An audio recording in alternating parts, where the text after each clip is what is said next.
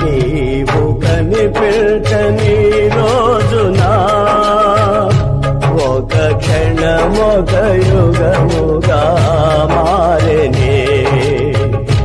నీవు కనిపెట్టని రోజున ఒక క్షణమొక యుగముగా మారెనే. మీకు తెలుసా మీ కన్నీటి విలువ? మీకు తెలుసా మీ కన్నీటి విలువ? మీకు తెలుసా? ప్రియమైన దేవుని బిడ్డలారా, మీ కన్నీటికి చాలా విలువ ఉంది, చాలా విలువ ఉంది కన్నీటికి. ఎక్కడంటే అక్కడ ఏడవకండి, ఎక్కడంటే అక్కడ కన్నీళ్లు కార్చకండి. దేవుని సన్నిధికి రండి, మీరు రండి, కన్నీళ్లు కార్చండి, రండి. దేవుడు చెప్తున్నాడు, రా కన్నీళ్లు కార్చు, రా నా దగ్గరికి. మీ కన్నీళ్ళు నేను చూసి. చిన్న చెట్టు విత్తనం అనుకుందాం, చిన్న చెట్టు, బండరాయి. ఏది బలమైంది చెప్పండి? రాయి కదా. కానీ ఆ చెట్టుకు ఒక నిరీక్షణ ఉంది. ఏంటో తెలుసా? నేను నెమ్మదిగానే ఈనాటికైనా ఈ బండరాయిని నేను జయిస్తాను అని చెప్పి అది అలాగే పట్టుదలతో ఎదగడం ప్రారంభిస్తాను. ప్రయత్నం చేసి లాస్ట్కి నెమ్మదిగా ఆ బండను చీల్చుకొని బయటకు వచ్చేస్తుంది. నిరీక్షణ అలాంటిది. నిరీక్షణ ఆ విధంగా వచ్చేస్తుంది. ఇక్కడ మరొక చెట్టు మీరు చూస్తున్నారు, కారు రాయి. భీకర ధ్వని గల మార్గమునందు నన్ను స్నేహించిన నా ప్రియుడవు నీవు.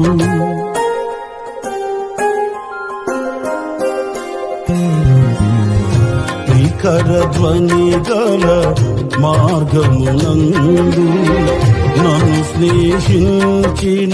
పరిస్థితి చెయ్యి దాటిపోతుందన్నప్పుడు ఒక్క పూటైనా ఉపవాసం ఉండి ప్రార్థన చేయి. ఒక్కరోజు ప్రార్థన చేసిన దేవుడు జవాబిస్తాడు. ఎజ్రా కాలంలో ఇజ్రాయెల్ దేశం పాడుదిబ్బలాగా మారిపోయింది. పట్టణంలో నుంచి సమృద్ధి పోయింది, ఘనత పోయింది, అన్నీ పోయాయి. ఆ స్థితి చూస్తే గుండె పగిలిపోయింది భక్తులైన వారికి.